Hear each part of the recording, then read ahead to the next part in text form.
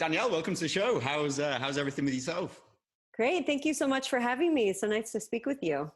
Look, I keep seeing all over your social medias a trip that I seem to be insanely jealous that I am not on. Whereabouts are we listening to you today from? Right. Yes. Right now I'm in Park City, Utah, and I went to Horseshoe Bend outside of Arizona, and I went to, the, what's it called? Like the Narrows and all that stuff, Zion and Bryce, and it was beautiful. It looks absolutely incredible. What are you there for? Is it a trip, or are you just there for a bit of space? What's the purpose? Oh, so it's 2020, right? And everyone's life is changing. And I've been getting very clear messages that it's time for me to leave Los Angeles. So a bunch of my friends wanted to explore as well. So we're, sightseeing a little bit, but I'm actually looking for my new home. And after this, I'm going to be going to maybe New Mexico or Texas, or I'm just going all around Colorado. So we'll see. It's incredible that you mentioned that. I've got quite a few friends over in LA who are in exactly the same position. Like, no, we're done with here. But everyone seems to be moving towards Austin, Texas. Yes. That seems to be the place where everyone's heading towards. Yep, that's next on my list. So I'm going to say one thing here. Everyone's moving to Austin now. 4 years ago, Spirit told me about Texas. So let's just say I'm ahead of the curve. I'm not following everyone. They're following me. I love it. I might be joining you, to be honest. Oh my God, that would be amazing. Yeah, it seems like it's a nice collective of conscious community, people, entrepreneurs. So I'm excited to explore it as well. I always think it looks more like a balanced version of Bali. Oh, yes. Yeah. I like that. Well, anyway, look, there's a big reason I wanted to get you on. Personally, I think what you do is amazing. Secondly, I think how we can bridge the gap and create a real big, impactful piece of content here can be one that's quite impactful. Now, first off, I want to kick this off with a little bit of a story. Now, I was a very closed individual at one point, ego driven, just, you know what I mean? One of those guys just never looked down the line of this sort of stuff. However, I never listened. My life went off track, some would call it fate, and things didn't seem to add up. Energy was down, had anxiety, panic attacks, and one day it just took the complete carpet to be ripped completely on the floor, the universal slap in the face. Now, one of the first people that reached out, someone actually noticed it who is in a similar line of work than you, which is like energy healer, energy worker, XYZ. And I actually got invited to a trip in Cyprus where they were doing like a big, not necessarily spiritual retreat, but it was more like conscious leadership retreat. And I went on there, and lo and behold, on the first night, I got connected to a numerologist. And at the time, I was like, nope, this guy's not having it. Completely kept shutting him down. But he just said, listen to me, just give me your date of birth, XYZ. And he literally read my life to the date. And it was the most craziest thing. Like, he said things that no one knew, like times of mental illness and stuff along the lines of that. And the thing that I love about this is I had to really get cracked to then open myself up to the energy world and look at these different alternative ways of kind of getting guidance, getting healed, getting messages, and being, more to the point, building a relationship with yourself. Now, in your line of work, which obviously is all kind of like on the astro stuff, and it comes down to the human design aspect, can you please, I really struggle to explain this to people. How do we really sum up and explain what it is that you do? Oh, good question. First of all, I love your story. I've definitely dated several men like that were so closed off, ego driven, right? But everyone's breaking through that. So that's good. How do I explain what I do? Ultimately, I do what you do and what other entrepreneurs do and what other life coaches do is help people connect back to their truth. The way I do that is bringing in the subtle realm, the energetic realm, all the stuff that we can't see with our physical eyes, which is actually more important. Well, I shouldn't say more important, but just as important as the physical world, because we all have it. We all feel a gut feeling. We all feel, oh, no, that's just not the right thing. I shouldn't pick up the phone, or let me pick up the phone and call this person. We're in a society that doesn't like to talk about it because we can't touch it. We can't see it. There's no, results driven from that we can see. that you can post on Facebook. Oh, I just got a raise. I just bought a house. I just got a kid. I got married. I have a new Porsche, right? That's the society we're in. So what I ultimately do is bring people back to their truth and their heart and their soul. So yeah, I use astrology as a tool, but I help people love themselves fully and embrace who they are, and also understand, oh, this is why I do this. Oh, this is why I have this pattern. Not to have it as be an excuse, but have it be as an understanding, then to go deeper into, okay, how can I transmute this? And what would actually be a better way of me using this energy? Because that's not working in the past. Exactly. I think one of the biggest things I want to touch upon here is at those times you start looking at everything external. Like when things aren't necessarily going right, you're looking at, oh, what else can I do? Clutching at straws, but never really going internal and asking those real questions and getting the real clarity on the problems at hand. I'd love to ask you, because obviously with this sort of stuff, I'm always, why do we get to this point? Like what happens where we just do not listen? And you said something before, which is the feeling part of it and how it's as important. From my own experience, and if I really look back at the times when I knew, I think it's more important than anything that there is that internal guidance system that we just turn the volume down. But why do we not? Why do we get to that position where we just don't listen, and it does take some traumatic event or something to just slap us in the face to listen? Yeah, I mean, why we're here, that's a loaded question. I really believe it has a lot to do with society. Society, the government, I mean, that's a whole other story. We could get into that. But everything is meant touchy times. Yeah, touchy times. And I'm very verbal about it on my Instagram. We're in a society that's trying to dumb us down, to control us, to basically remove and to take away our power. I mean, they dumb us down all day long without getting too much into it, spraying, chemtrails in the sky, the aluminum, the toxins, the GMOs in our food, Monsanto, there are other stuff that I won't get into that's extremely controversial. All of it's doing is dumbing us down. They put fluoride in the water. Fluoride, you cannot connect with your brain as clearly when you have, they call it a fluoride stare. So people need to be aware of these things. So we live in this world, we grow up in this world of, okay, do what we're told, follow, the leader, don't speak out. If you do speak out, whoa, that's a little crazy. People think you're nuts. They call you a conspiracy theorist, right? Whatever. But we're in the society that's basically run on fear and control. So if we grow up like that, it's almost like we don't really have a chance until we have that internal moment, which you had, and I went through a spiritual awakening as well, where the veil gets shattered and we start to see, oh, we're actually energy beings first and foremost, having this human experience in this body, in this vessel, right? This is a temporary situation. And I'm very into the body and health because we are here and having this moment. So that's very important. But we are energy beings first and foremost. Like that's our true language. And I always say when I teach astrology, I'm teaching you the language of your soul, which is the most important thing. That's awesome. I always love the saying that your thoughts are the language of the mind, your feelings are the language of the body, and your intuition is the language of the soul. And you have to connect all of those to connect through.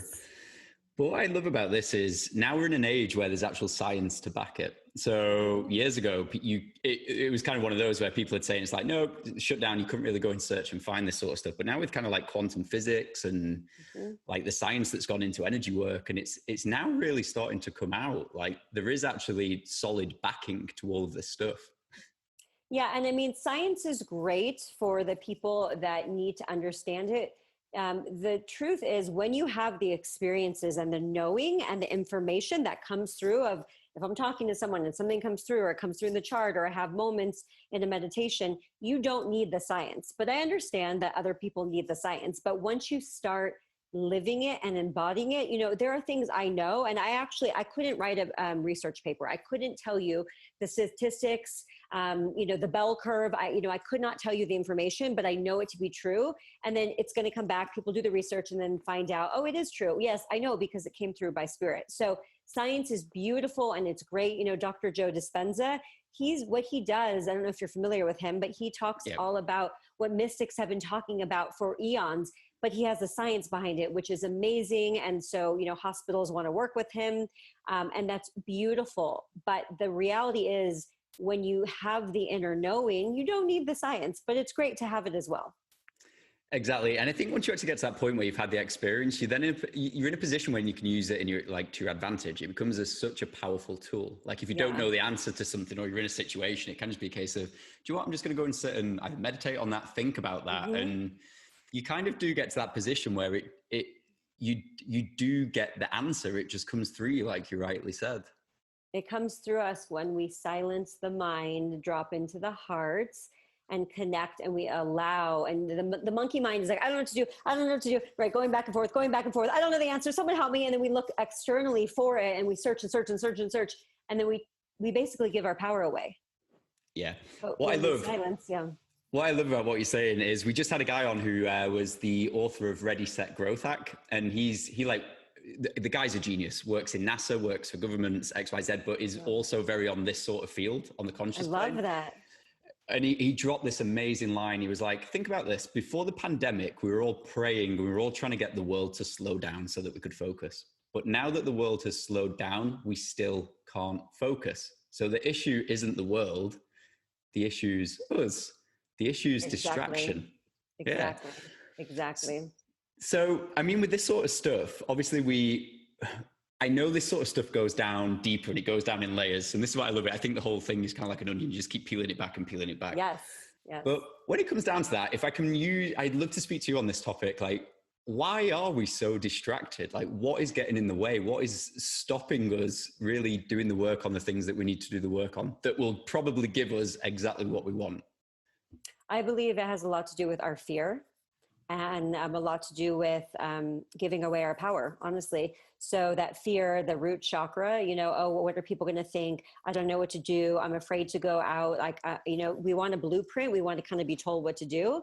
And then we don't want to be ostracized by society, as a whole.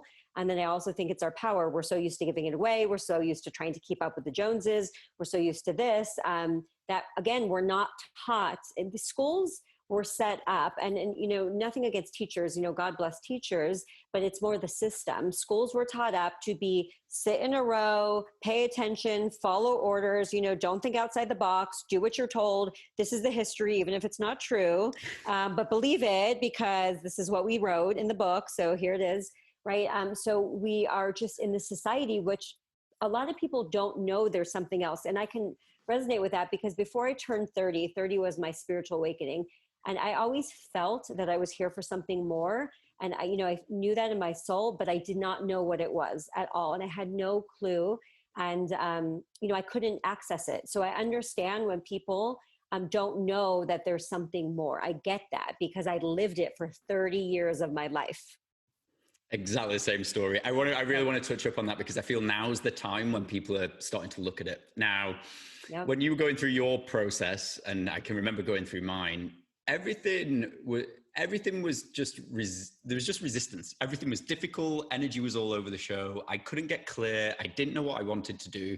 Being brutally honest, I didn't really know who I was. And I always use on stages when I'm speaking, I always say I genuinely think it took me to the age of 25, 24 to really work out who I was and where I was going in life. Now, I really think given what's going on in the world and given what Nada said before about the whole focus and, getting distracted, for our audience and for our listeners, with you on the other end of this call, how can we help people through that process? Where would be the first place to start if things aren't quite adding up, things aren't quite feeling right? Well, good question. I think the first thing is we need to just kind of slow down internally and take some time for ourselves. So just, computer off, phone off, kind of sit. And, a lot of people are like, I can't meditate and this and that. Well, that's a belief system. So we'll get past that. But if they feel like they can't do that, take out a piece of paper and a pen and actually sit. And I think, I actually did this last night because I couldn't sleep. And so you need to brain dump, right? So it's like, what is going on in my life? Where's all my anxiety? What am I so nervous about? Write it out, write it out, write it out. What do I want? What is not working, right? So get it on paper because I believe we need to truly get it out of our head so then it becomes something a little bit more tangible. So brain dump, right? Look at where are we right now? And then in the ultimate dream, where do we see ourselves? Like and that in-between part is the unhappiness. So why are we unhappy? Because what is it that we want?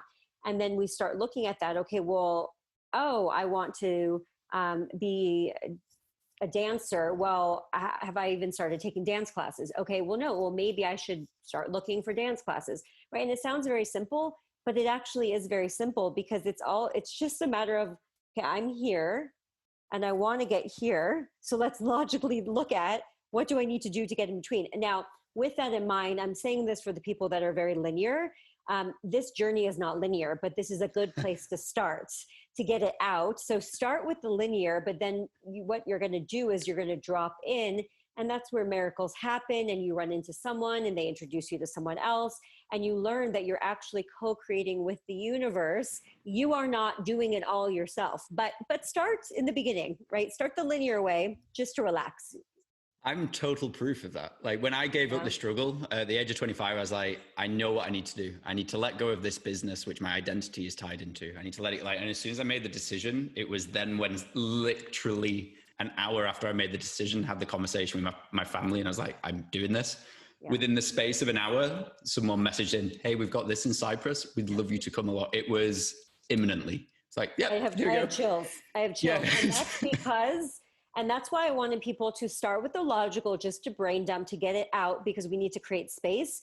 But then you shift your vibration. When you decide and you commit, and the universe knows, I've tried to lie to the universe. I'm like, okay, fine, I'll do this. I love it. Fine. But I'm like, not really doing it. And the universe is like, don't mess with us. They know, because it's a vibrational thing. We are energetic beings. So everything is a vibration. So what vibration are you putting out to the world? Is it the sadness every single day?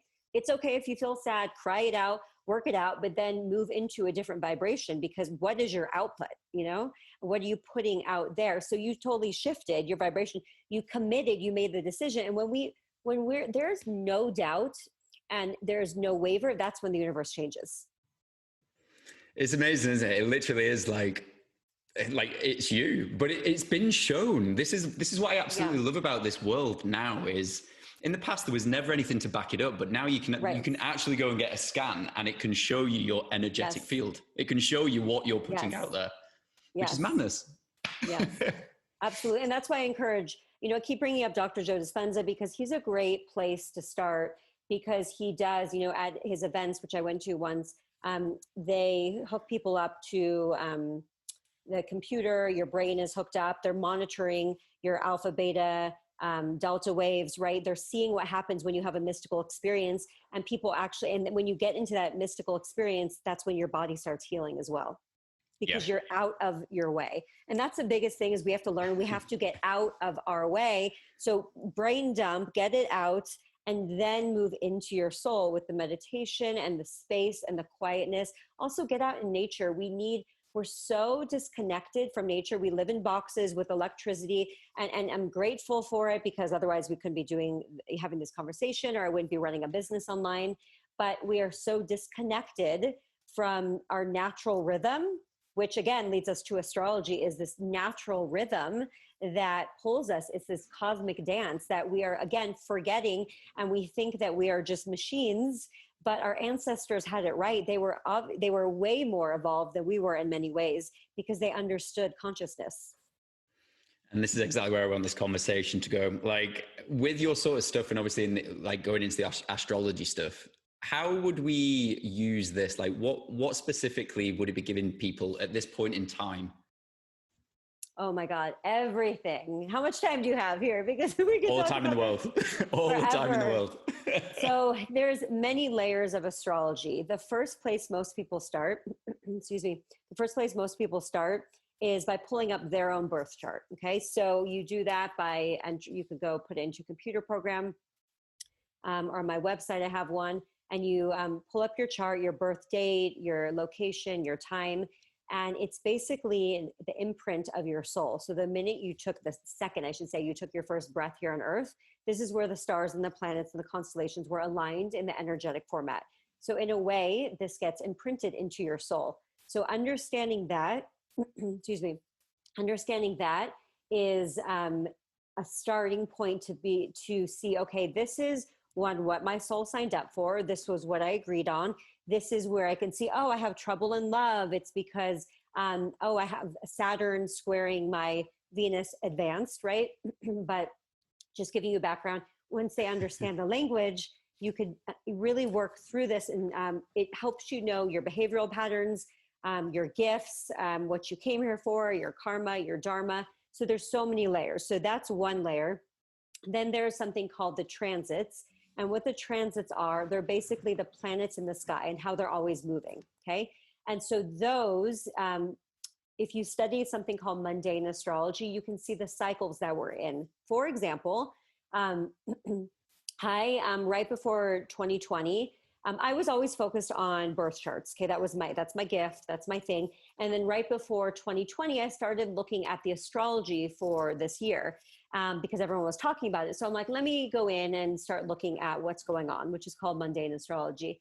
And I started seeing some of the planetary alignments, and I started comparing it to the last time we had those cycles. And that's the key thing, because it's patterns.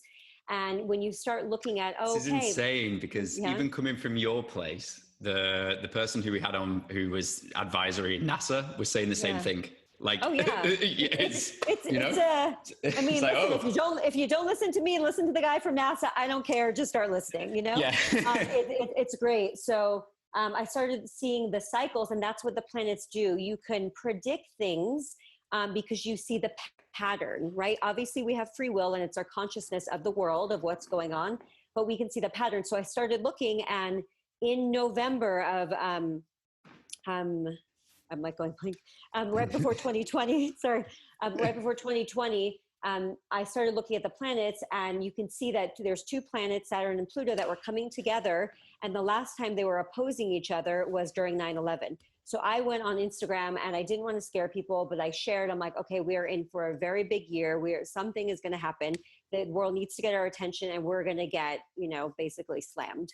And then, right, this happened in January, and then this set the tone. It's like a tuning fork. These planets are so strong, it sets a tuning fork for the year. So again, that was just one example, but these are cycles. So you can look at your own birth chart, then you can look at the transits for collective, for what's going on in the world. And then you also put the transits on your birth chart to see the personal cycles that you're in. That's why people can be like, oh, there's most likely a move coming up. Oh, you're going through this Saturn transit. You might feel depressed, but you're going to have to work hard. You're going to have to figure your shit out. So it's a beautiful, beautiful tool. So those are just a quick recap of the several layers. Would you say on a personal level, is it because, what is it? Is it because is it the energy? Is it because of the gravitational pull? Is it everything. Like, it blows my mind. It blows my mind too. And here's the thing, I always say, I didn't learn astrology because I just didn't have anything to do and I had no job and I needed to find a job. I have a master's in interior architecture. I was working at one of the top architecture firms in the world. People would have killed to be at the firm I was working at. So this experience happened and it led me to astrology. And then once I saw it, my soul just picked it up because I've done this before. My soul has done this many lifetimes. So I understand when people are, they question it and they think it's BS. I want to state it's not horoscopes. I don't do horoscopes. Horoscopes are for fun, but that's not the true mystical science of astrology. And astrology, this is what I've fallen in love with your stuff for. I won't even touch horoscopes. Anyone that follows me knows, don't even ask me about horoscope because I'm going to shut the door on that. That's not valid, right? This is truly this beautiful mystical gift that we can see the patterns that we're under as a collective and to also understand of how to go deeper. And, I always say this is my favorite line. You don't have to believe astrology. You could be the biggest naysayer. You could be the biggest, pessimist with it, think it's such BS. And I always say that's fine, right? That might not be your journey in this lifetime, but you're still going to feel the astrology, whether you believe it or not. Because if you're going through a Pluto transit, I don't care if you say you don't believe it, you're going to be slammed on your ass for about 2.5 years and things are going to be ripped out from you. You cannot go through a Pluto transit and just be like, oh, I didn't feel anything. Everything was great. It was the best 2.5 years of my life. No way. And I will bet my life on that. So you don't have to believe it, but you're still going to feel it. Something which I really want to pick up on this is you mentioned before about like how when certain things happen, it's like two tuning forks being whacked together to create a reset or to make you aware of something. Now, that's on a complete macro level. That's two huge planets, you know, huge gravitational pulls, massive energy momentum, X, Y, Z, creating that. But even on a small level, if you ever go to a sound healer, someone who actually just gets two tuning forks and literally just bangs them, and it's like, okay, this one's ringing out, this one's ringing out. For me, when I was going through that thing, what I was telling you about, it was my creativity and my root. The sound never rang out. It was a really weird pitch. And I just think with what you're saying, it kind of like follows so much in suit with that, which is on a much smaller level. Well, everything is vibrationary, everything. Sound, like I use an amp coil for my health, and it's a sound vibration. You can't hear it, but it's a frequency. And everything we're going to be moving towards more sound, especially as we get more planets into Aquarius into late 2020 and 2021. We're moving above and beyond. And so we're going to learn that everything is a frequency. And that's actually, you know, a lot of the pyramids were built through frequency as well. We always I always say this, we try to look at how they built the pyramids. You can't look at how they built the pyramids through the linear mind of this consciousness that's in lack. It was a completely different vibration and frequency. I think when you really look at it as well, like even in like social norms, you naturally gravitate more towards more positive, higher energy people or leaders or I hate to say it, celebrities or influencers. It's just These days, not celebrities after 2020. We're done with them. We're seeing the truth of Hollywood and everything. Sorry. So I'd love to ask you then, because we're going deep into this, like, what do you genuinely feel the soul's purpose is? Like, what do you feel it's here for? Or do you think that's our mission or our hero's journey is to find that out for ourselves? Like, oh, this is a loaded. I don't think I have the knowledge to answer and have the be all for everyone, but I will say we all have different journeys, depends on where our soul is on our evolutionary journey. We can pick a time to come back to earth, a frequency where it's easy, and we could pick something that feels a little bit more hard because we have different lessons. So we all have different personal lessons for our soul's evolution.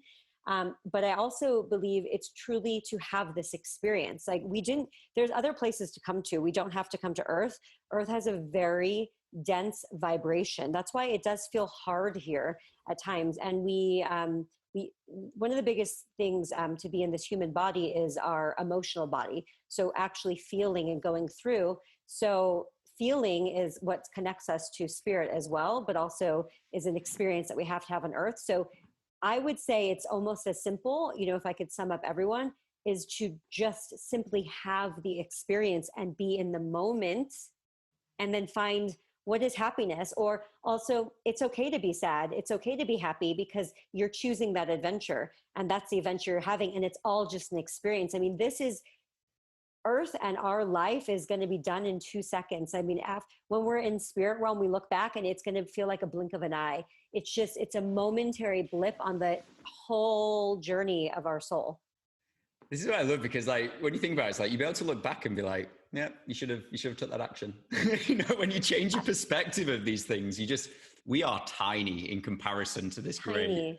Yeah, it's just like tiny. And then I always say to people, it's like, you're worried about putting a post on social media, yet you are stood on a rock that's flying around a huge ball of fire in space at 11 miles a second, and you're scared of what 20 people say. Yep. And it's like, who cares? Because I always tell people with that, who cares what other people say? Because you need to look at yourself in the mirror in the morning, not them. And everyone's going to have an opinion. So it doesn't matter how famous you are. There are people that hate the most amazing famous people, or whoever, you know, just people are going to love you. People are going to hate you. People are going to say anything, but you're here to live your life. You're not actually here to people please and live through other people. It's a big playground. Oh yeah. It's a big theme park. And we're here to have fun too, because it's this earthly realm. I mean, to touch people, to kiss people, to make love. I mean, what an amazing experience to have this physical contact. You know, obviously when people get addictions, that's when it gets too strong. But what an amazing experience on earth to touch a tree, to kiss someone. I mean, to have, like, that's so beautiful and such a gift. Totally agree. With this sort of stuff then, because obviously it's kind of like, I always, like, the word tends to be aligned, doesn't it? Because I mean, as soon as you kind of line things up, things get a lot easier. Suddenly the resistance fades away. You feel like you're on the right path. In my own experience, anxiety and didn't really have chronic depression, but like mild depression starts to fade away, and life gets a lot easier. Yeah. So for people who might be struggling right now, obviously we've mentioned before on where the first place is to kind of like get clear, actually start to listen. Would you then say once you're kind of a little bit more clearer on that path, the next step is just to line things up, line yourself up and get onto that path? You can do that in a linear manner. Like I said, just using the example of a dance class, or okay, I can sign up for a dance class. So that's great, but it's also a vibration. The next thing I would say is we are so in our heads, and we actually have this, I would say, toxic relationship with our minds. I wouldn't say it's a healthy, most people. I mean, we're all have, mental health is a scale. We're all on it. Where do we fall? Depends on the day, depends on the week, the month, right? So I believe we have a toxic relationship with our mind, and that's because we don't have a healthy relationship with our heart. So the next thing I would say is for us to sit in silence, place your hand on your heart. I like to, because I like to feel the connection, and ask your heart, just take some deep breaths, calm your mind, just to kind of slow down to be in your body, and ask your heart as if your heart is your inner child, which is key. Okay. Because if you have a child and your child comes to you and is like, mommy or daddy, like, I'm scared. You don't be like, hold on, just fucking figure it out. Excuse my language. Like, I have to do this, right? You wouldn't say that to the kid, but you say that to yourself all the time. So ask your heart, one, how do you feel? Or how do I feel? And then you pause. Like, the mind is just going to be like, oh, this, right? So just pause and actually allow your heart to tell you, how do I feel? Okay, well, I'm scared. I'm overwhelmed.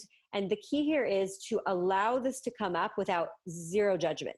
Because the minute we judge ourselves, we're stopping that vibration. Because sometimes I have to be like, you know what, I'm afraid. Okay, let me just feel that, oof, and I can let it go. I kind of get you on that. It's a case where you turn down the volume of the brain and just go, do you know what? It's like, oh, it's fear. But then it's like, no, it's hurt. Yep. Do you know what I mean? Like, Yep. That's interesting and thing. then, but half the time when we're in our head, we don't actually allow ourselves to feel, and feeling is the key through everything. So if we could be like, oh my God, I'm sad, this person did this and that really hurt me, or whatever it is. So allow yourself to feel, because when it comes up, it actually can pass through you like water, right? I always say, feel and release, like catch and release, like just let it go. Don't hold on to it, right? It's just an emotion. It's just water passing through you. You don't need to grip it. So ask your heart, how do I feel? And then also, what do I need? And that could be right now in this moment. It could be like, oh, I need a massage, right? My body hurts. Oh, I need to cry. Oh, I need a hug from someone. Or, oh, I need a vacation alone. Or I just need to get out of my job. Like, what? It could be simple or it could be profound, but what do you need? So when you start building that relationship with your heart and your soul, that's where everything is going to change. Because what people don't realize is our heart has an electromagnetic field stronger than our brain. And that's actually where we manifest and bring things to us. Our heart is magnetic. This is where we manifest, not here. Is that where true emotions come from, would you say? The real? Is it true? No, I was going to say, is that where you'd feel like the real emotions? Oh, absolutely. And again, and where this is, you can think emotions, but emotions are meant to be felt, not thought. So most of society is thinking, except for, especially for men in this world, unless they have done the work, it's like, grow up, be tough, don't think anything, don't feel anything, just think, go through this, be logical. And so there's a disconnect between the head and the heart among everyone. So me. Yeah, so and I understand. Man up. It's like, no. Absolutely, and I have compassion for so many men, because they do have it a little tougher. I mean, now I think we're having conversations, and so it's starting to get better. But growing up, I mean, it was completely different for men. I heard an amazing term. Again, this kind of followed suit when the message was, what was it? When the student's ready, the teaching shall appear. Yes. I remember someone said to me, is like, when you really think of depression, it's just the lack of expression. It's suppressed expression. Yes. I was like, oh my God, that's absolutely perfect. And it's showing you the problem. It's showing you this energy is not working, so we need to shift. Does that mean I need to move? Does that mean I need a new job? Does that mean I need to get out of my relationship? So it's actually showing you something. What happens is we get stuck in it. So it's actually this beautiful gift and this red flag of, okay, I need to check back in, go to my heart. What is not working? Get to your list, right? These are all starting points. And then once you get, you surrender the logical mind, that's where you can just gracefully and gently get into your soul. But if we're like, okay, I just need to meditate and get into my soul, and then you're so in your head, it's not going to work. That's why I'm very much about, let's clear the head first and then work our way down. And then we become embodied. I love the word you use, surrender. I think that kind of sums it all up. A lot of the time, even like with this sort of stuff, it's like, no, just get still. We're trying to force getting still. You're trying to force a journaling exercise. You're trying to force, I forced meditation for ages. And I went to a Buddhist school over in Thailand and did a few days. And I was like, yeah, I'm definitely meditating. I was like, nope, spend it with these guys. Definitely not. Definitely not. Right. Yeah. So, what did you say that's half the battle is just surrender, like not trying to force it, just surrender and just let it come through you like that, which sounds so easy, but in retrospect, it's so hard. I believe it's a fine balance because everything needs to be in some kind of harmony and balance in this earth. And it's a balance to me of surrendering, getting information, but also your free will with inspired action. Because it's not just like, okay, I'm going to sit on my couch all day and meditate and I'm never going to leave my house. And the man of my dreams is going to knock on my door unless he works for like Amazon Prime, right? You never know. I'm always like, hey, how you doing? You never know. Yeah. So, where's Steve from UPS? Yeah. I mean, listen, it's 2020. Let's be open to all possibilities. So, it's a bit of both. It's surrendering, but then you're guided to take that action. For example, I've taught my astrology mystery school level 1 several times for 5-6 years now. It's recorded, it's sold on my website. This is just one example, but you could use many. I had no intention of teaching it again because it's recorded, people could buy it. I'm moving on to other things. It was probably now a month ago, I got a direct download. I got a hit of teach astrology level 1 again. Right now, people need fun because we have fun in the class and purpose. And I was like, okay. And I saw with everything that's going on, people were just confused. They need help. And so that was it. The next day I called my assistant, told her we're popping up level 1 again. And I'm in it now. We're in week 2, we're moving into week 3 and it's so fun. And that was inspired action. And that was super successful financially as well. So it's like when you're in the flow and you listen, you get guidance and it's not hard. If you're pushing and pushing and pushing, I always say, take a step back and just like really be like, okay, is this really the direction I need to go? Obviously, not everything is going to be fluid all the time because we have lessons and experiences, but you sometimes need to take a step back and be like, am I pushing or forcing what isn't supposed to be? Definitely. I want to tell you something, actually. Yeah. I love these conversations I can have with you. I love this too. So I literally came back. I was traveling. I was living in Bali and I came back. I was like, I made my last year. I built a lot of brands and businesses. And I was like, this year I'm just going to stop. I'm going to go live in Bali, which now is my second home. And I'm just going to go and spend some time just not chasing something, just being. Okay. And I kind of got into that place with it. And anyway, with everything that happened there, I had to come home. And literally in 2 days, I was like, do you know what? I'm ready. Like, I'm ready to open myself up now. I'm ready to go at something. Yeah. Immediately, idea, the brand, the name. Now we've built a lot of brands. I've helped on a lot of projects, big global businesses. We've always struggled with the branding to get the name like on GoDaddy.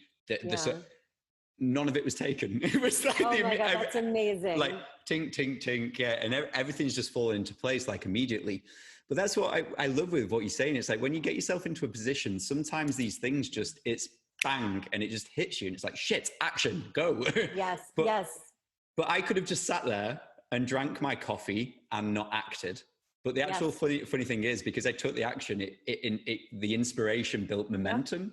Yes. And snowballed. And I really think that's the big thing is like, sometimes we let the idea hit us, but we don't action it or we don't express it. And with what you were saying, I think. And we have free will, some people can call it divine will because is everything meant to be, who knows? I believe there are certain things that are meant to be, but we have so much free will. So what do we do with the energy? I mean, that's why we're here on earth. So that's one of the other reasons, to go back to your question, is part of our will is, listen, we can build a company and be an amazing speaker, but maybe someone before that needed to become an alcoholic, and that was the journey that they needed because they just needed to go through that. They didn't have to choose that. They could have chosen another road, but if they chose that, that's exactly where they needed to be. So there were lessons in that. There's beauty in both, right? So that's our free will. But ultimately, right, if we're listening, I believe we're going to get to the same point because that's our north node, like our true node, right? But it really depends on, do we need to take the longer route? But maybe the longer route is actually filled with gold as well. It just depends on, we wouldn't decide something or do something if we didn't need to be there in that moment. Yeah, it's like, what is this making me become? What am I growing into next? You know, what am I taking from it? Absolutely love this. A bit of a weird one. Let's jump down the rabbit hole a little bit further. Let's do this. So in that experience, that idea hit me from nowhere. Where do these things come from? Do you know what I mean? Where, because obviously like when we look at the science of things, the human brain is a receiver. So where are the messages coming from? We are antennas, first of all. So my podcast is called Cosmic Body, and I did that for a reason because we are truly cosmic bodies. We are antennas. As above, so below, everything communes into the heart, okay? So where did it come from? The collective consciousness, right? There's ideas, I believe, that pop everywhere, and 10 people can get the same idea. It's a matter of who's going to act on it, what's going to do. That's why, you know, we always get ideas, and then all of a sudden 5 years later, oh my God, I see somebody did it. I totally thought of that, right?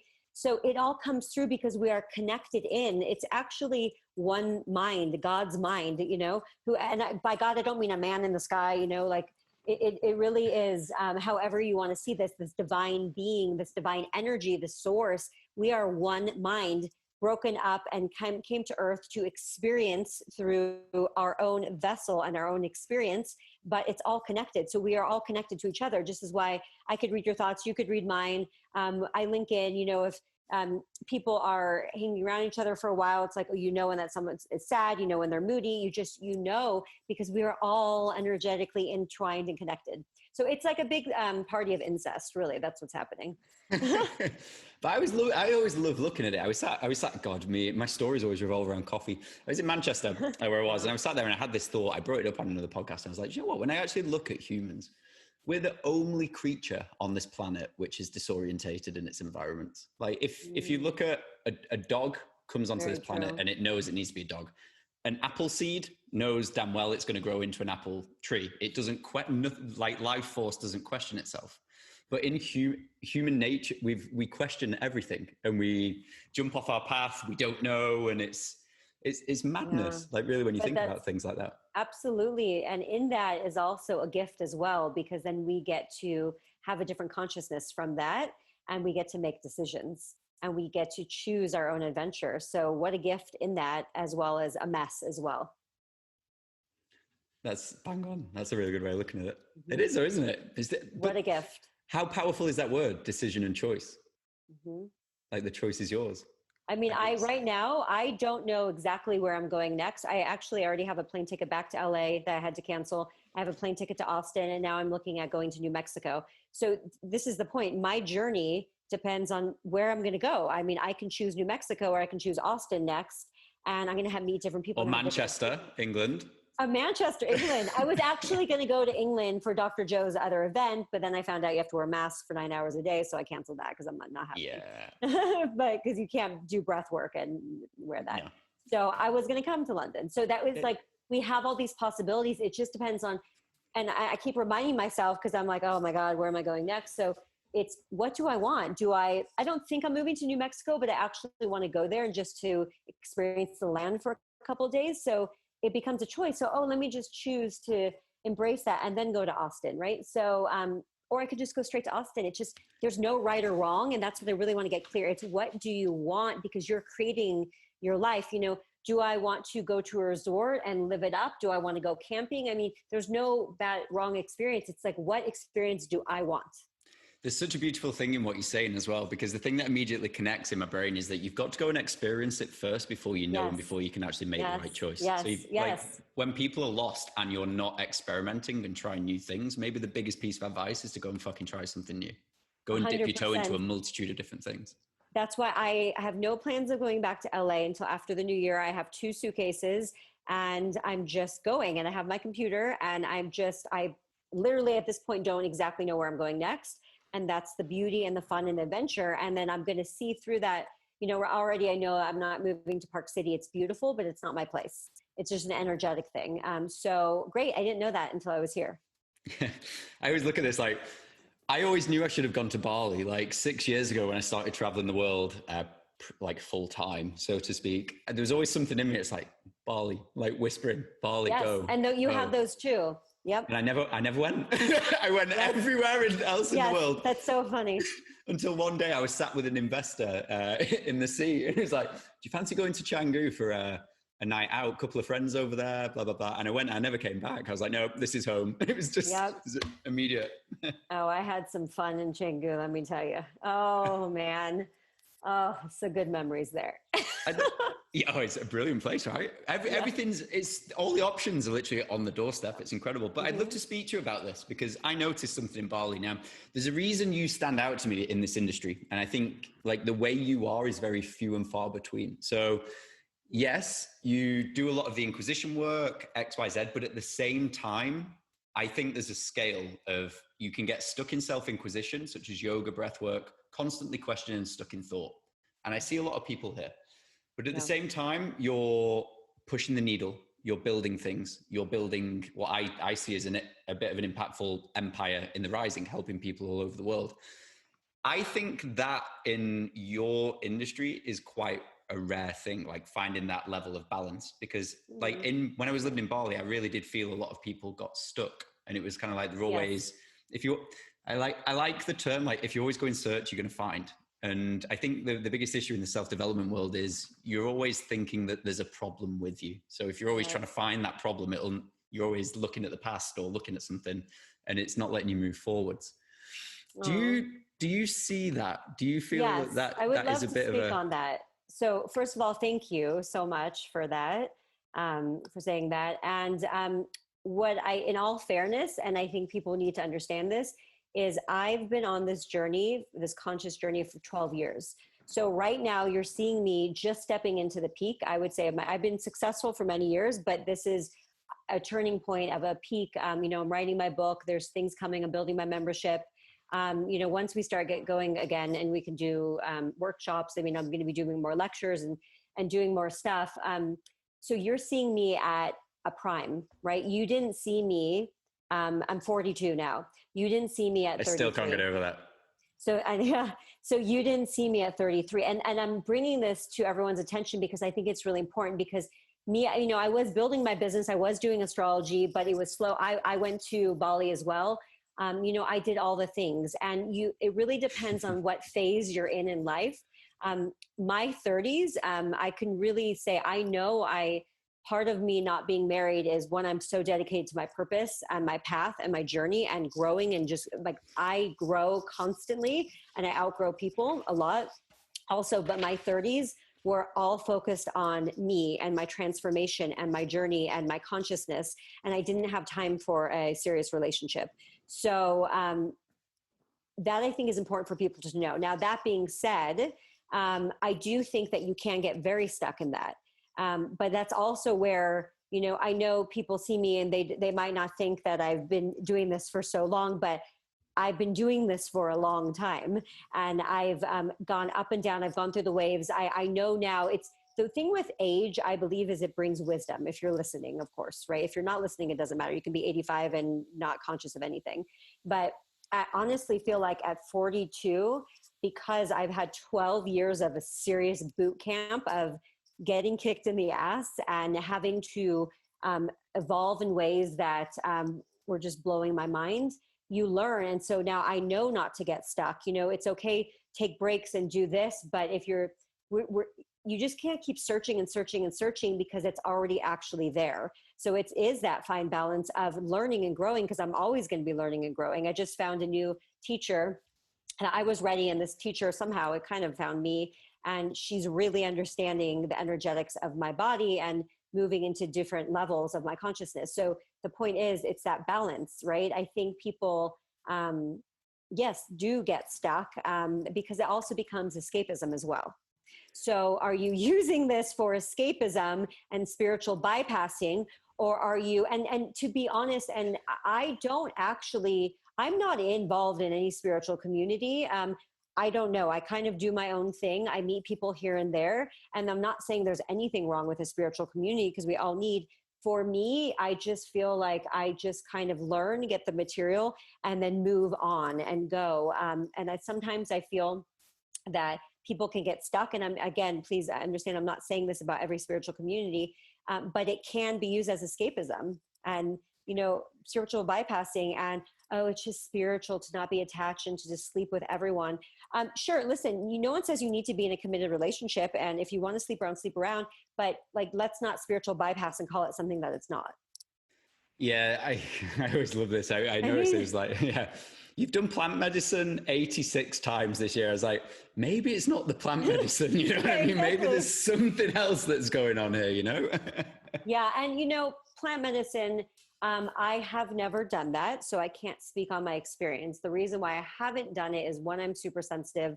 I think I would leave my body and never come back to earth, because I see spirits now. My third eye is open. I see things. I've had magical moments that when people tell me that they had this in ayahuasca, I'm like, oh, I had this in a meditation, or I had this in my dream, or I had this I just went to Mount Shasta and I was at a waterfall and saw basically all my shadows in front of me. And I saw why my heart was closed off. I saw an issue I had in love, and I started to hysterically cry at the waterfall, and I purged something out and it cleared. And I'm like, I was totally sober. So, I think it's a great tool to help people if they're using it as that. And then you have to come back and you have to integrate it and do the work, not use it as a clutch. I'd love to speak to you on this, because I think me and you have kind of lived like a similar path. Yeah. So I did the same thing. I did 6 years. 6 years ago, everything kind of went a bit Pete Tong. And I said to myself, like, look, I need to stop this trying to connect with everyone else, because I'm not connected with myself. So I was like, you know what? For 6 years, I'm out of relationships. I've got to be selfish and look at me until, do you know what I mean? That time's there. Would you say that's kind of a big thing? Because I think that's a lot of people, even though they are like meeting new people and they're getting into relationships, a lot of their actual things are kind of tied into the love. Their attachments are kind of into that. And it's like, no, you need to be okay on your own. You need to get independent and not codependent. Would you say that that's kind of a big thing?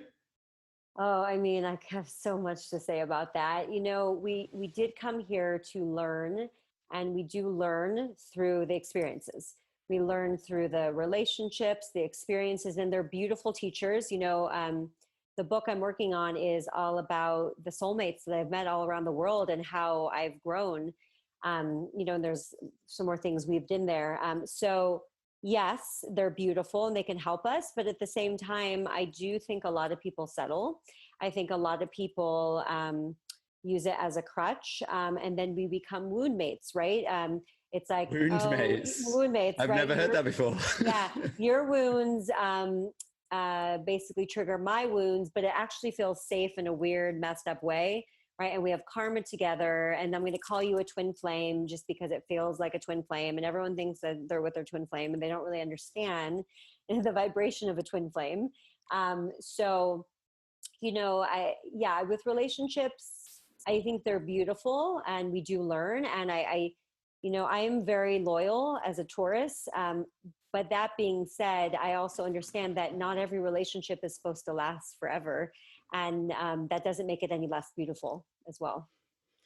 Yeah, I'd love to ask you, because we've never had this on, and I think you're a perfect person to speak about this. We've had a lot of relationship coaches, but no one's ever jumped into the twin flame aspect. Can we take a little bit of your time to just speak upon that? Because I've been there, and I really think it's something that people need to be aware of.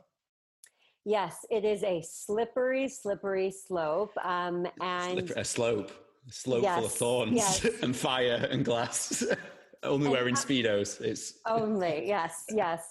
Jump in and prepare. So I want to preface with saying this is not coming from any place of being bitter or I really want people to know this.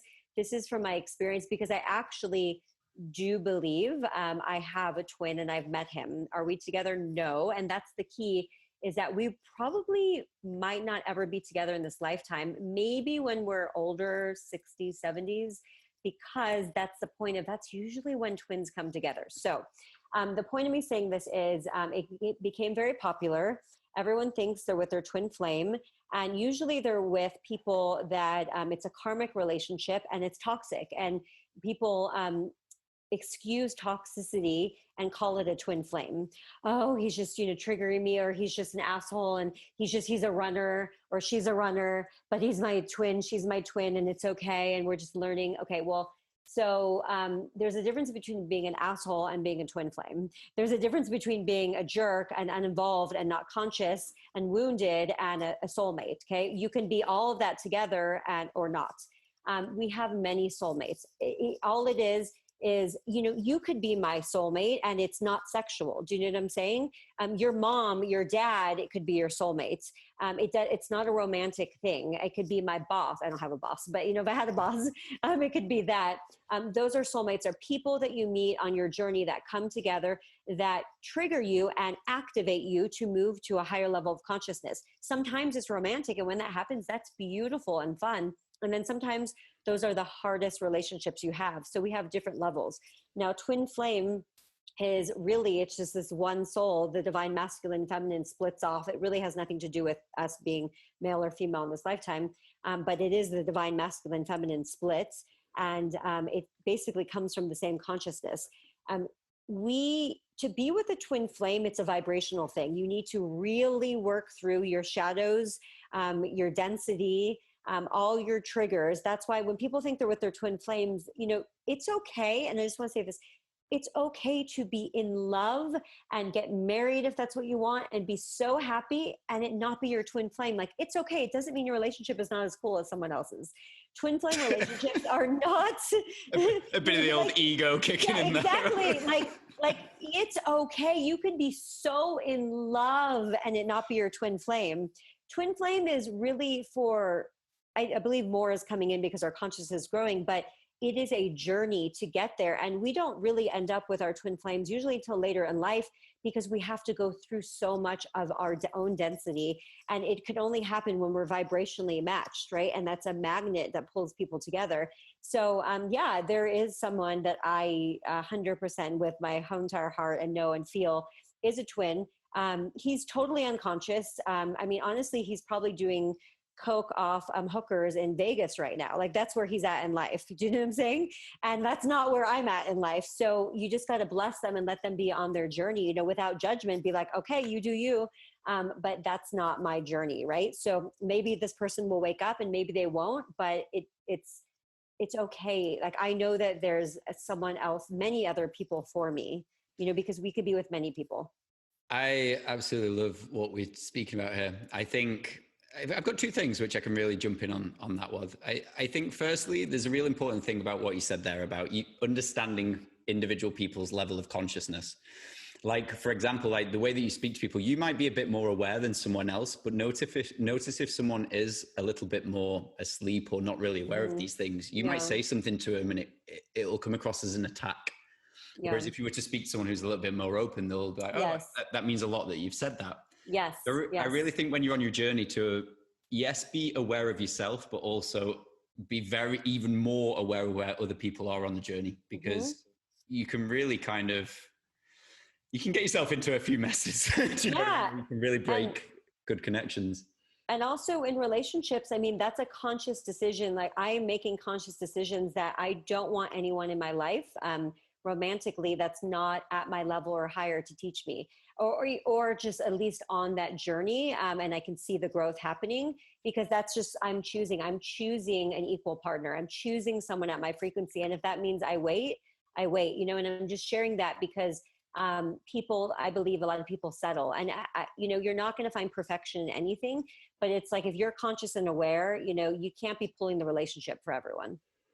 Exactly. The other thing that I love about this topic in relationships, like, no matter how much self-work you do or how healed you think you are, as soon as you get into a relationship, it will, 100%. You will find some things about yourself. Definitely. 100%. It's pretty, like, so I'm very independent. I know how to be on my own. I can travel the world. I can start businesses. That's not hard for me. It might be hard for someone else, but my work is not that. My work is through relationships. And so that's why I know I'm going to have more beautiful relationships, because that's my work in this lifetime. Are right? you Someone Virgo, else might be. Earth sign? No, I'm a Taurus. Oh, how are you? Yeah. Taurus sun, Cancer moon, Sag rising, Venus in Gemini, Mars in Leo, South node in Aries, and Mercury in Aries. I know that was a lot, but someone listening might understand that. Strong boundaries. Yes, yes, yes. No, I love this. Honestly, I love how this all kind of like fits into different areas of conversation, you know, like from self into relationships to life's path. And that's what I absolutely love about your field. It just, when people are looking for something to really kind of give them the answers to in a multitude of different areas, like just that level of guidance can be, do you know what I mean? Just the thing that sets you. Absolutely. I mean, with this sort of stuff then, obviously within your area, so people looking now into like the astrology side, how would people implement this? How can we give something that's tangible? So people, is there a way that people can get the charts done on your website and kind of find out a little bit more? Because obviously yours is super in depth.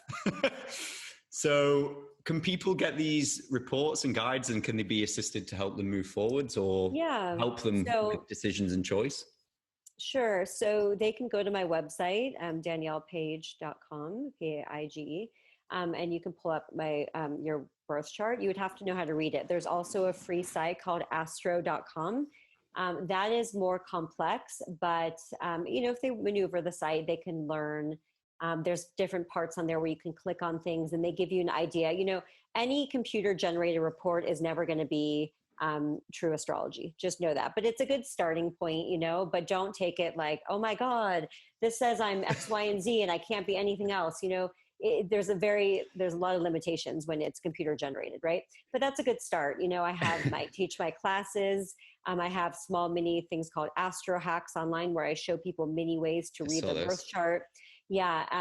I am building a membership that's going to be launching in 2021 of just mind, body, soul, of connection, of just daily life, of how to be human on earth. Like that's my membership, is how to survive and be on earth, because that's my journey. So they can start there. I do readings every once in a while now. I did them for so many years. So right now I have a wait list and you just sign up. And then when I'm ready, I send out an email, and then basically it's like first come, first serve, because that's just the way that works for me at this moment in time, just because I'm working on so many different projects.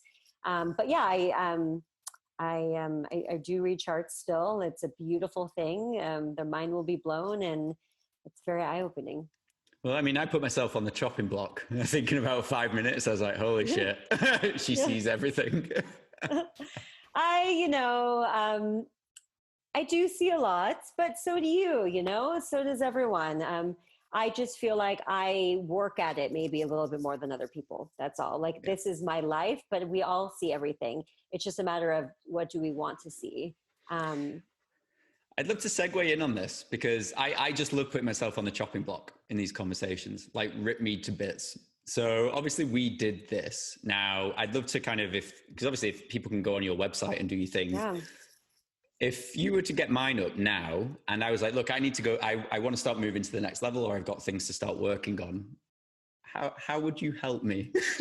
Okay, well, we happen to have your chart right here. Oh, what a surprise. What a surprise. Yeah. So, I mean, listen, the chart is complex and layered, and we can be here for hours upon time. If you just asked me that, I would start looking at your north node. I would look at the north node and opposite the south node, and I would look at what that vibration is telling about your soul. So in brief, for someone, the south node is basically your deeply ingrained behavioral patterns. It's actually a little bit more of you than your sun sign, okay? So we don't know that. You're a Virgo sun, right? And we think that we are just our sun sign, but we have all these other elements. So we are actually a lot more of our south node. It becomes natural to us. So you have a south node in Leo, okay? So south node in Leo, it's a lot of pride. It's a lot of, yeah. It's crazy that you say that, because a lot of people who are in your field of work have been like, nope, you're a Leo. I'm like, no, I'm a fucking Virgo. Like, look, it's on my birth certificate. You have a south node. Yeah. I mean, you are a Virgo, but what they should be saying is you have a south node in Leo. So you have a lot of Leo tendencies, and that's okay, right? In astrology, there's no good or bad. There's just different expressions. There's a shadow and a higher octave. So how are we working it out, right? like instead of 50 shades of gray, there's 50 million shades of gray in between. Yeah. So it's like, where are we on that journey? So yeah, your South Node is in Leo. And, you know, the South Node in brief shows a lot about our gifts, what you're good at. So for you, it's leadership, it's creativity, it's, you know, really being this person that's out there. The shadow out there in like the public, also it's in the seventh house. So working with people, partnerships, relationships, really good, okay, for you. And then you'll have those gifts and you'll carry them on, okay? It's about a lot of creativity. Actually, very strong sacral chakra. You were saying something about your creativity that you weren't getting it, but your sacral chakra is pretty strong. That was when I was completely shut down. That was the one. Yeah. And they were like, well, this is why you're feeling, because it's your one that should be your highest is nil point. Yeah. No, but it's really active. So you're good with that. So the thing with the South Node is if we stay in the vibration of the shadow, we get stuck there. And so for you, it's in seventh house in Leo. And with a lot of that energy, it's a lot of, okay. And this might've been when you were 18, 15, 18, 20, you know, 25, right? As we get older, we shift and we move through this. But with Leo, it's a lot about, okay, if I just find love, if people just love me, appreciate me, if I just get the appreciation, then everything's gonna be fine. If I let me just get the relationship, let me just get the love, then everything's gonna be fine. Then I can work on everything else. Relevant. Yeah. Okay. I love that you're honest about that, because it's okay. You know, we all have our stuff, but that's like the strong shadow of Leo. Okay. So it's like, okay, just get recognition, just honor me, just like love me, and everything's gonna be fine. But it's like that constant pulling on that kind of pulls you out from where you're going. Okay. So where you're going and the journey of the North Node, I love this. To me, this is one of the most important points, because if we don't see the North Node, we can't understand the rest of the chart. Because looking at the rest of the chart, it's like looking at going to a play or a movie at intermission or halfway through, and you're like, why is that actor crying? Why is that one yelling? And you don't know the plot. Like I see the actors, what they're doing, but I'm not really sure why they're doing this. Okay, so the North Node shows me one of the main reasons why you're soul incarnated in this lifetime, in the direction. So you're gonna you're gonna move through this throughout life. So I found that we start moving into our North Node 35, 40, 45 and up, is we might know it consciously and mentally, but we start actually acting it out and integrating it and moving in that experience as we get through life. Okay, so it's a process. There's no finish line. You're not going to master this after we talk. I tell everyone, don't, especially the Virgos, don't worry, you can't master this in a year. And then you check it off. Don't even try Virgos, because I know the perfectionist is going to want that. Okay. So this is a journey until the minute you take your last breath, you're going to be learning this. Okay. So for you, you have a North Node in Aquarius in the first house. So that is a lot about doing your own thing, going the opposite direction, being a little bit of a rebel, a change maker, shaking stuff up, marching to the beat of your own drum. Also, like really like wave your freak flag and wave it high. Like to me, like I love when people do that, because it's just like, we're all so unique, and it's also genius. And it's about seeing things you're a visionary. Okay. So you're moving way more into being a visionary as well. And you're here to really disrupt tradition. Not that there's anything wrong with tradition, but tradition sometimes gets stagnant and stuck, and we've evolved beyond that, right? So you're like, okay, we've been going left all these many years. It's not working. We got to go right. And I'm going to tell you why, and let's do this. And people are going to be like, what are you doing? And you're like, just trust me.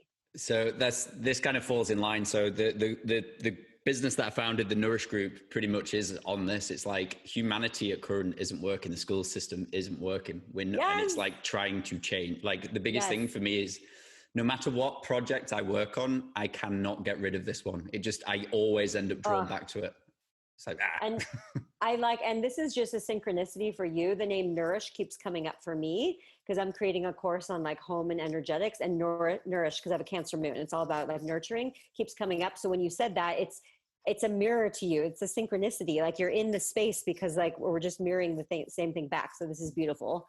And so when you have a North Node in Aquarius, you are moving to doing stuff for the collective, for humanity. It's no longer South Node in Leo. It's about self. Let's just say you're a painter, okay? And you paint and you get recognition, and you're on stage and everyone's like, oh my God, you're such a good painter. You get $1 million. no longer is it about that. With Aquarius energy, it's like maybe you paint, take the money and invest it into the greater good and bring people together, how we can build something that's bigger than just me and my ego, Leo, collective humanity. We need to shift the paradigm. So this is really, really big for you. Awesome. I love that. Huge. Now, I'd love to speak about this because obviously you're seeing it and that's like, yep, bing bong. So it was funny you mentioned about the ego thing because I used to do a lot of like photo shoot modeling years ago and I was like, oh, I've got it. That was just that's such a South Node in Leo. I love it. Yeah. And then I was like, no, this is destroying me. Like I'm not in a good place. But the funny thing is like with this sort of work now, so I would have come to you like say, I thought I had everything together. There was always an area for me. I was always, I don't like to say like, I always find myself being able to move things in every single area, but there was always one area. Now, recently I'm in a relationship, but before this relationship, I always struggled in the relationship department, like constantly. So for me, I don't know if it was more because of the point where I'd kind of self-committed to go, do you know what? I've got to work on me. Or I don't know if it was because I was looking for something different or if that like, does that show in this sort of stuff? Is there, do you know what I mean? Is there certain times, certain patterns? Is it like when this is ready, then this, you know? I've always been interested because the amount of people I've talked to, I'm like, I've never really struggled with a lot of things, but my weakest area has always been in love. Always. If you came to me as a client, I would 100%, that would have been on my list. Be like, let's talk about love. How's this going for you? Because we have a square, square, square, square, square, square, square. So I know that doesn't mean that love is going to be shitty or amazing. It means that they're going to have a lot of tension and experiences because of the squares. So yes, there are experiences. Not only is like I said, your South Node in the 7th house, which is the house of relationships. So your soul has actually come from doing relationships. You've done a lot of them. In this lifetime, you're learning to do relationships in a different pattern because there's more independence that you're coming in through. Venus is the way we give love and receive love. Okay. So for you, your Venus is in Libra, which loves harmony and peace and balance and partnerships. It really does like that. Okay. So there's a need for that. And then your Venus is squaring Jupiter. And when a men have Venus squaring Jupiter, I find that a little bit troublesome because it could be excess. It could also be like this, they call it like the Madonna, what do they call it? The Madonna horror complex, or I forgot the name of it, because it could be like, okay, sometimes that's a little bit with the moon too, but it could be like, I want someone that is like this, but then I need this. But then it's like, I'm doing too much of this and it's abundant. So there's a lot of abundance and access, and that could play out in many different ways. Okay. And that can get, men into trouble sometimes. Your Venus is also squaring Saturn. Saturn, when you have a Venus squaring Saturn, you are going to feel deeply in relationships that sometimes that they're either hard or it's difficult or you're maybe not good enough. And you have to look back to when you were younger and moving through this. It's relationship, or if you have it, you want to hold on, or it's like a scarcity. It's like you don't want to let go.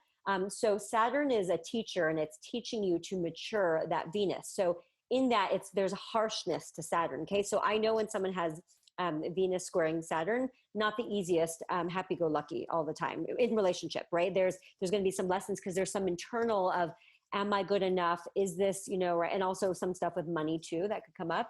On top of that, then you have Venus squaring Neptune. Venus squaring Neptune is very much about someone that wears rose-colored glasses and seeing things the way you want to see, and falling in love with maybe an image or an ideal of something rather than what it is. Okay, so there's a little bit of like, wait, they're not showing up. Maybe they're really pretty, but that's not working. Or, oh my God, I think they're my soulmate, but they're, it's toxic. And, it's like not seeing it for what it is. Okay. So it's like seeing the flags, but kind of ignoring them anyways. Okay. So there's a bit of that. Then you have your Venus. And again, none of this is bad. These are all beautiful lessons and experiences. So there's no good or bad. Then you have your Venus squaring Chiron. And Chiron is very deep. It's like a wound that we have from past lives. And because your South Node's also in the 7th house, I know that you've had a lot of, not now, I'm saying your soul, okay? So we carry stuff in. So your soul has had a lot of wounding in relationships. But here's the thing. with Chiron, this is where you actually become a master and eventually, you know, transform, and you can actually help so many people with that. So and because your North Node's in the first house of self, you are learning self-mastery through these relationships, and you're really learning that like that vibration no longer serves you. So there's deep wounding with love, but you're transmuting that. That's why you're here in this lifetime. So interesting. It's so interesting because like I was saying before, like no matter how much work you've done, sometimes you can go into a relationship and it'll bring things up. Yes, like, absolutely. I literally think for me, like obviously because I'm recently new into this, the thing that I love to put across with this is relationships require work. And a lot of people freak out. It's like, oh no, this doesn't feel right. But it's half of it's acknowledging that, you know what, this is my stuff that I'm going through. I've got to process it. I've got to work this out, blah, blah, blah. Do you know what I mean? And then kind of allow that space. So it's so interesting to hear this. Now, what I'd love to ask you, because say, for example, people will definitely go to your website hearing this. But if someone gets this chart or like, I now have this information, what would you say? So I've come to you, I've now got this information, which is like, shit, there's a lot on here, which is like confirm it. Like, I'll be brutally honest. I think you hit the nail on the head on pretty much everything. Oh, beautiful. So now what would I do with this? Is this just more, it's like, right, this is confirmation. How do I add to this? How do I turn it into something where like it could effectively change your life or save something or build momentum? And do you know? Yeah. So, I mean, right now we're just doing it really quickly because we're kind of moving through stuff. So, but we would be having conversations, and that's why I love the readings, because I would talk to you, you know, I'd ask you questions I'm not going to ask here live. Right. And we would go deep and we would really work through. So one, it's an awareness of, oh my God, you're right, I am doing that. And then you understand, okay, well, it's a frequency and everything is frequency. So this is why I was pulled to do this, because, you know, you can tell someone with a, Saturn, Venus to not think love is hard, but they're not just going to be like, okay, I'm not going to think love is hard. You know, I might not think that because I don't have that, but every Saturn, Uranus or Saturn, Venus feels that to a degree. So it's bringing the conversation, bringing it to awareness, and then understanding that you're not doomed. That does not mean you're going to have this. Like that's the lower vibration. This is the higher vibration. So let's move to working into this so you can use this to actually help you, because what it's trying to do is just help you grow. And that's what we're here for. It's not trying to kill you. It's not trying to punish you. So one is the awareness, and then it's the understanding. And what really happens is, because yes, I do astrology, but ultimately I'm a healer and I shift people's DNA. I upgrade them. But I used to do this with men in my relationships before I even consciously knew what I was doing about DNA. And I've learned this through spirit over time, is I shift people's DNA. So already, like when we're having this conversation, you're going to start shifting and you're going to see these patterns in your life. And so you're going to start making different decisions. So I'm not saying I'm doing the work for you. I hold like the key, or I turn the key, or I'm an instigator, and then it's up to you. I love this. I always think like awareness is the first part of change. And the best way I like to do this is like use the word shadows. So for example, I have things now where the light shines and they're great. But at the same time, the shadows that I maybe don't see, the world more than likely probably definitely doesn't see. But sometimes it takes that other set of eyes for someone to get the torch and go, hey, this is going to trip you up at some point. And this is the thing that I love it. I with all of these guests that we have on and people like yourself, I think everyone's got their own medicine. Everyone's got their own tool to shed awareness of the next places of growth. And this is what I love, like with this sort of stuff. It's, do you know what I mean? Like there's always, so every teacher has something if you open your mind to it. Absolutely. And there's no one way. We live in an abundant universe. You know, that's like saying there's only one way to make money. No, there's, you know, numerology is a beautiful tool. And then some people don't even want to look at it at all and can get the same information through tarot or through astrology or through energy healing or channeling the Akashic records. I mean, it doesn't matter. It's just, these are all tools. But ultimately, it goes back to, we're connected to source consciousness. You know, it's a one mind, God's mind. And so we're getting all this information. It's just really making sure that we are a clear channel and getting out of our way. Have you ever heard of a guy called Bashar? It sounds familiar. What does he do? Channeling work. But sounds familiar. Like, it's one of those where YouTube, definitely. Like, someone put me onto his work like very early on. I was like, no, this is weird. So anyway, I started watching it, and like the more I've grown and the more I listen to it, like there is no way on earth that person can speak. There is no human who can speak where he speaks from. And when he's in Yes. state, and like random people asking questions when he is in state, and the answers that come through immediately are just, it's superhuman. I mean, we're all channels. I've channeled things in the Akashic records that I've written down years ago that are starting to come through now. I mean, even the Texas thing, I got such a clear image of Texas, and I knew I was moving there 4 years ago, but it wasn't the right time. You know, those are just small bits and pieces, right? But we are channels. It comes through, and it's not us. You know, it's beyond us, because again, our mind is a beautiful thing, but also gets in the way of everything. Yeah. It's incredible. Honestly, like this topic can just go on and on. Oh, yes. So yeah, look, I mean, we're cosmic bodies. That's the thing. We're not even human beings. We're cosmic bodies. But do you not think that's the best thing about it? Like we're always changing, we're always adapting, and we're never going to be done like this. Never. So, and even in the afterlife, we're still learning. We're just learning on different planes of existence. Exactly. Absolutely. So this is the thing that just mesmerizes me, is like, no matter how simple we play these things down, it's like growth really is the only option. It's a necessity. And when you really look at people who are stuck, lost, depressed, anxious, they're static. Yeah. So you have to grow and evolve. Yes, constantly moving. I mean, energy is not stagnant. It never starts and stops. It's always in motion, right? So we have to constantly shift and change and adapt and grow. And that's why we get depressed, is because energy is not meant to be slowed down, right? I mean, it's slowed down because we're on Earth, but not to be stuck. Love it. Look, I always like to round up these conversations. I'm really excited to hear what yours come through. It's very rare I get someone on who we can go really down the rabbit hole with. But I'd love to know with you, like if we were to give you a device, and this device, everyone in the world can get a message, or you can, given the nature of this conversation, you can speak to people and it hits them immediately. Straight, that intuitive voice is the message that you would give. If you could give one piece of advice, given what the world's going through right now, that could really help people move forwards in life, what would be the message, what you'd speak? Beautiful question.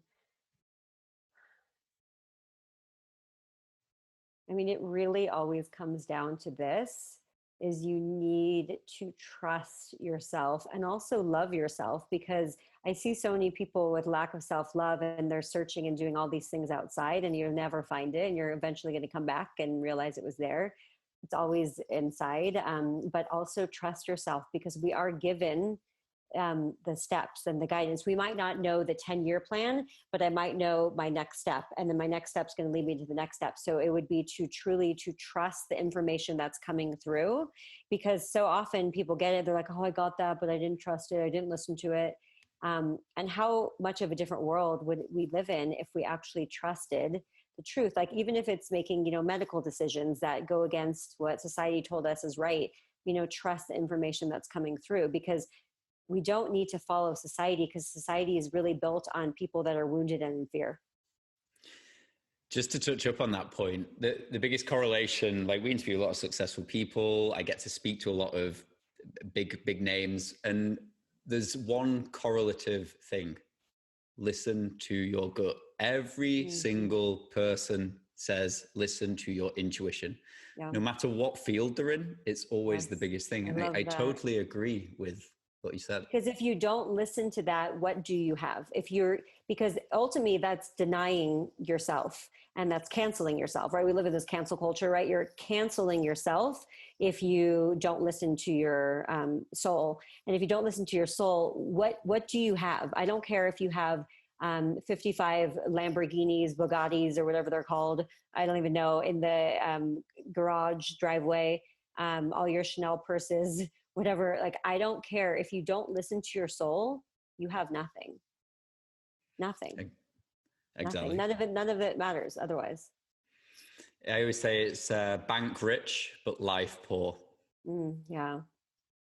There's a lot of that in LA, I saw. That's the one biggest thing that puts me off going. I think it just doesn't feel like, honestly, I know, I think I'm going to end up in Texas. Yeah. But yay, we're going to be neighbors. This will be great. Did we just become best friends? Oh my God, we did. We already established that we are. So look, just to wrap this up, I'd love to know for you, obviously we keep going on the word nourish. What does it mean for you to be able to lead a nourished life? Oh, Oh, yes, my favorite word lately. It right now, it is about mind, body, soul. So it's making sure that my heart is happy, right? Or I'm listening to my heart, honoring my heart, which is my soul. It is understanding and listening to my body. I went through a lot of health stuff, dealt with Lyme, mold, heavy You are metals. kidding me. Oh yeah, my journey has been intense. Holy shit. Yeah. And so I've learned to, I know so much about health now that I've never even wanted to learn, but I could be like a health practitioner because you have to when you go through it. So I take care of my body. So it's, whether I'm using my amp coil, whether I make sure I'm grounding, put my feet in the grass, doing breath work, stretching, actually taking care of my physical body. I'm taking the right supplements. I eat mainly organic as long as I can, when traveling. And so, yeah, and my mental, making sure I'm aligned with what I want. So it's really like getting all the bits and pieces of your life and making sure you're paying attention to them versus being so busy that you don't even realize, oh my God, I haven't had water in 5 hours, or I haven't peed because I've been so stressed out because I'm working by the computer. Right. So, yeah, in Texas, when I get my house, one of the rooms is going to be like a biohacking room for sure. And so it's going to have everything. And then I'm going to have a backyard with the trampoline. I'm going to have people over, right? It's going to be great. So I already see it. I love the fact how you brought it back to like health and body. I think one of the biggest things is like, given this conversation, we are effectively energy in a meat suit. Yes. We've been given this meat suit avatar. Yes. And it really is important. Like at the end of the day, if you don't have your meat suit, the energy can't go as far as it's supposed to go. So I really think it's amazing how you've rounded up on that. I've had to, and that was my journey with Lyme. I knew it was lessons. My soul contracted it to evolve. It was new codes coming in. When most people have Lyme, really it's a new frequency coming in. I don't really care the label or any disease that we have, a virus. It's new codes coming in and your body clearing the density. Also, it was me having to get more in tune with the mind-body connection and really being present in my body so that I can be a better channel for myself, because the more I'm in my body, the more I actually channel. And, in this world, a lot of people want to leave their body and do all these things, but no, I've learned the more I'm in my heart and in my body, that's when I'm channeling like a motherfucker, like that's when it comes through.